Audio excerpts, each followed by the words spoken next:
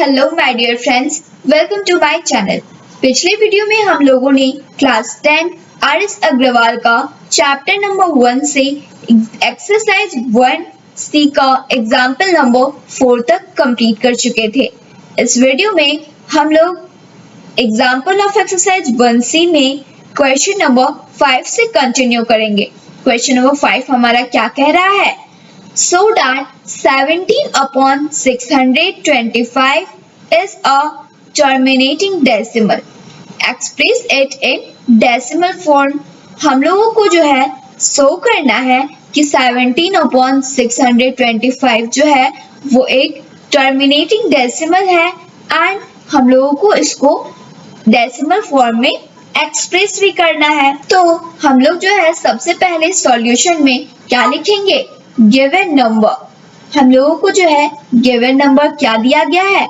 17 upon 625 ये हमारा given number है।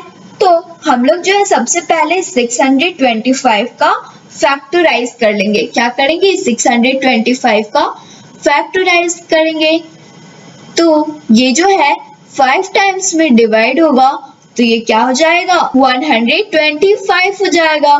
फिर जो है ये 5 टाइम्स में डिवाइड होगा तो ये हो जाएगा 25 एंड फिर जो है ये 5 टाइम्स में डिवाइड होगा तो ये हो जाएगा 5 एंड फिर ये 5 टाइम्स में डिवाइड होगा तो ये हो जाएगा 1। क्या हो जाएगा? 1। तो हमारा जो 17 अपॉन 625 का फैक्टराइज आया, 625 का फैक्टराइज आया वो क्या आया? 17 अपॉन 5 to the power 4। क्या आया? 5 to the power 4। हम लोग जो है क्या जानते हैं कि टर्मिनेटिंग डेसिमल का जो फॉर्म है वो हमारा क्या आना चाहिए डिनोमिनेटर में? 2 to the power m into 5 to the power n के फॉर्म में आना चाहिए। हमारा जो वैल्यू है गिवन नंबर का वो क्या है? 17 अपॉन 5 to the power 4 के फॉर्म में आया। और हम लोग क्या जानते हैं कि 5 जो है वो 17 का फैक्टर नहीं है। हम लोग जो है यहाँ पे लिखेंगे and 5 is not a factor of 17. So it is a simplest form. ये किस फॉर्म में है? सिंपलेस्ट फॉर्म में, क्योंकि ये अब डिवाइड नहीं हो सकता है। हम लोग क्या जानते हैं कि टर्मिनेटिंग डेसिमल का जो फॉर्म है वो क्या होता है? 2 to the power m into 3 to the power n। और 625 का जो हमारा फैक्टर आया वो क्या आया? 5 to the power 4। हम लोग जो है यहाँ पे लिखेंगे now 625 equal to 5 to the power 4। ये जो है वो किस फॉर्म में है? is of the form 2 to the power m into 5 to the power n के फॉर्म में है। किस फॉर्म में है ये? 2 to the power m into 5 to the power n के फॉर्म में है। where जहाँ पर कि हम लोग लिखेंगे where m equal to 0। m का जो वैल्यू है वो क्या है? 0 है, क्योंकि हम लोग यदि 2 पे पावर 0 करेंगे तो उसका वैल्यू हमारे पास 1 ही आएगा। क्या आएगा हमारा वैल्यू? उसका 1 आएगा। तो 1 into 5 to the power 4 करेंगे तो हमारा वैल्यू जो है वो 625 ही आएगा। तो हमारा जो m का वैल्यू है वो क्या आ गया? 0 एंड हमारा जो n का वैल्यू है वो क्या आया? 4। तो हमारा जो गिवन नंबर है वो क्या है? टर्मिनेटिंग डेसिमल है, क्योंकि वो इस क्राइटेरिया को फुलफिल कर रहा है। 2 to the power m into 5 to the power n। तो हम लोग जो है यहाँ पे लिखेंगे so the given number is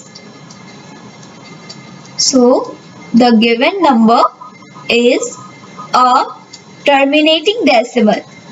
क्या हो जाएगा ये? Terminating decimal. और यही हम लोगों को शो करना था। उसके बाद जो है हम लोगों को क्या कह रहा था क्वेश्चन में कि express it in decimal form. हम लोगों को जो है इसको डेसिमल फॉर्म में भी एक्सप्रेस करना था। तो हम लोग यहाँ पे लिखेंगे नाउ 17 अपॉन 625 इक्वल टू हम लोग जो है 17 को क्या 625 को क्या लिख सकते हैं, 17/5 to the power 4 equal to, तो हमारा वैल्यू जो आया वो क्या है, 17/5 to the power 4 आया। तो अब जो है हम लोगों को इसमें क्या चेक करना है कि हम लोग इसमें ऐसा कौन सा नंबर लिख सकते हैं जिसको कि जब हम लोग 5 to the power 4 के साथ इसको मल्टीप्लाई करेंगे तो और इसके साथ डिवाइड करेंगे तो ये जो है डेसिमल फॉर्म में आ जाए। तो 5 to the power 4 के साथ यदि हम लोग 2 to the power 4 को मल्टीप्लाई करते हैं तो हमारा वैल्यू जो है इसके बाद डिवाइड करेंगे तो डेसिमल फॉर्म में आएगा। तो हम लोग जो है 17/5 to the power 4 में 2 to the power 4 से मल्टीप्लाई करेंगे तो ये क्या लिखेंगे हम लोग यहाँ पे 17 into 2 to the power 4 upon 5 to the power 4 into 2 to the power 4। ये हो जाएगा 17 into 2 to the power 4 का वैल्यू क्या होता है 16 अपॉन 5 एंड 2 का जो है अब पेयर लग जाएगा 5 into 2 to the power 4। 17 into 16 जब हम लोग इसको मल्टीप्लाई करेंगे तो क्या हो जाएगा 272। 5 into 10 क्या होता है 10 to the power क्या गया हमारे पास 4। तो अब जो है हम लोग इसको 272 अपॉन 10 to the power 4 का वैल्यू क्या हो जाएगा 10,000। अब हम लोग जो है 272 को 10,000 से डिवाइड करेंगे तो हमारा जो वैल्यू आएगा वो आएगा 0.0272। क्या आएगा 0.0272 क्योंकि यहाँ पे जो है नीचे में 4 डिजिट्स है तो हम लोग जो है लेफ्ट साइड से 4 डिजिट के बाद डेसिमल देते हैं।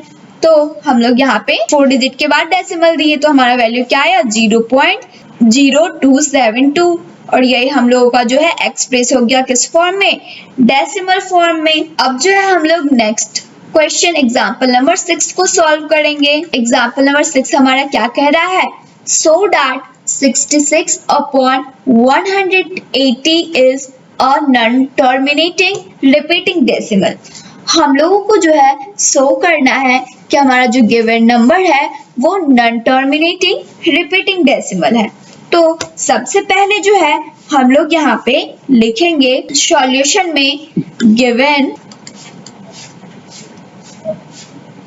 गिवन क्या है हमारा नंबर में 66 अपॉन 180 ये हम लोगों का जो है गिवन नंबर है। अब जो है हम लोग 66 एंड 180 का HCF को फाइंड कर लेंगे। क्या करेंगे इसका HCF को फाइंड करेंगे तो हम लोग यहाँ पे 66 लिखेंगे और ये 180। तो ये जो है 2 टाइम्स में डिवाइड होगा तो ये क्या हो जाएगा 132 हो जाएगा। अब जो है इसको हम लोग सब्ट्रैक्ट करेंगे तो 10 में से 2 को सब्ट्रैक्ट करेंगे तो क्या हो जाएगा यहाँ पे 8। फिर 7 में से 3 को सब्ट्रैक्ट करेंगे तो क्या हो जाएगा ये 4। अब जो है 48 को हम लोग 66 से डिवाइड करेंगे तो ये जो है 1 टाइम्स में डिवाइड होगा 48। अब हम लोग इसको सब्ट्रैक्ट करेंगे तो 6 में से 8 सब्ट्रैक्ट नहीं होगा तो हम लोग कैरी लेंगे। 16 में से 8 सब्ट्रैक्ट करेंगे तो क्या हो जाएगा ये हमारा 8 एंड 5 में से 4 को सब्ट्रैक्ट करेंगे तो क्या हो जाएगा 1। अब जो है हम लोग 18 को 48 से डिवाइड करेंगे तो ये 2 टाइम्स में डिवाइड होगा 36। हम लोग जो है इसको सब्ट्रैक्ट करेंगे 8 में से 6 को सब्ट्रैक्ट करेंगे तो ये हो जाएगा 2। 4 में से 3 को सब्ट्रैक्ट करेंगे तो ये हो जाएगा 1। अब जो हम लोग 12 को 18 से डिवाइड करेंगे तो ये भी 1 टाइम्स में डिवाइड होगा तो ये हो जाएगा 12। हम लोग इसको सब्ट्रैक्ट करेंगे तो 8 में से 2 को सब्ट्रैक्ट करेंगे तो ये क्या हो जाएगा 6। अब जो हम लोग 6 को 12 से डिवाइड करेंगे तो ये क्या हो जाएगा 2 टाइम्स में डिवाइड होगा तो हमारा जो रिमाइंडर आएगा वो क्या आ गया अब 0 आ गया। तो हम लोग क्या जानते हैं कि जब भी हम लोग HCF फाइंड करते हैं तो उसका जो लास्ट डिवीजर होता है वही हम लोग का रिक्वायर्ड HCF होता है और हम लोग का लास्ट डिवीजर क्या है 6। तो यही हम लोग का जो है HCF होगा। तो हम लोग जो है यहाँ पे लिखेंगे and HCF of 66 upon 180 equal to 6। हमारा जो HCF आया 66 एंड 180 का वो क्या आया 6 आया। तो हम लोग जो है यहाँ पे क्या करेंगे 66 अपॉन 180 में जो है 6 से डिवाइड करेंगे ताकि ये जो है सिंपलेस्ट फॉर्म में आ जाए। तो 66 divided by 6 upon 180 divided by 6 equal to, जब हम लोग 6 को 66 से डिवाइड करेंगे तो ये जो है 11 टाइम्स में डिवाइड होगा, एंड जब हम लोग 6 को 180 से डिवाइड करेंगे तो ये 30 टाइम्स में डिवाइड होगा। तो अब जो है हमारे पास 66 अपॉन 180 का सिंपलेस्ट फॉर्म क्या आ गया 11 अपॉन 30। तो अब जो है हम लोग 30 का फैक्टराइज करेंगे। क्या करेंगे 30 का फैक्टराइज करेंगे। तो हम लोग जो है यहाँ पे कर लेते हैं, ये 2 टाइम्स में डिवाइड होगा तो क्या हो जाएगा 15, फिर जो है ये 3 टाइम्स में डिवाइड होगा तो ये क्या हो जाएगा 5, एंड फिर जो है ये 5 टाइम्स में डिवाइड होगा तो ये क्या हो जाएगा 1। तो हम लोग जो है यहाँ पे लिखेंगे नाउ 30 इक्वल टू, हमारे 30 का जो फैक्टराइज आया वो क्या आया 2 into 3 into 5, और 11 का जो है ना तो 2 फैक्टर है, ना तो 3 फैक्टर है, और ना तो 5 फैक्टर है। इसका मतलब क्या हुआ कि ये जो है अब सिंपलेस्ट फॉर्म में है। तो हम लोग जो है यहाँ पे लिखेंगे and none of 2, 3, 5 is a factor of 11. So 11 upon 30 is in its simplest form. ये जो है simplest form में है, और हम लोग को क्या शो करना था कि ये जो है नॉन टर्मिनेटिंग रिपीटिंग डेसिमल है, और टर्मिनेटिंग डेसिमल का जो फॉर्मूला होता है वो क्या होता है 2 to the power n into 5 to the power n। इस क्राइटेरिया को जब तक वो फुलफिल नहीं करेगा तब तक वो टर्मिनेटिंग डेसिमल नहीं हो सकता है। तो हमारा जो वैल्यू आया था 30 का वो क्या आया था 2 into 3 into 5, जो कि बिल्कुल भी इस क्राइटेरिया को फुलफिल नहीं कर रहा है 2 to the power m into 5 to the power n को। तो ये जो है क्या हो गया हमारा नॉन टर्मिनेटिंग डेसिमल हो गया। तो हम लोग जो है यहाँ पे लिखेंगे hence 11 upon 30 and hence 11 upon 30 को हम लोग क्या लिख सकते हैं 66 upon 180 भी लिख सकते हैं। तो हम लोग यहाँ पे लिखेंगे 66 upon 180 is a non-terminating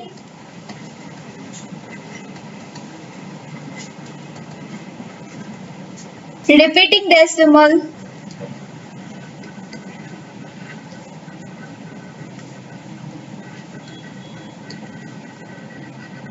और यही हम लोगों को जो है शो करना था।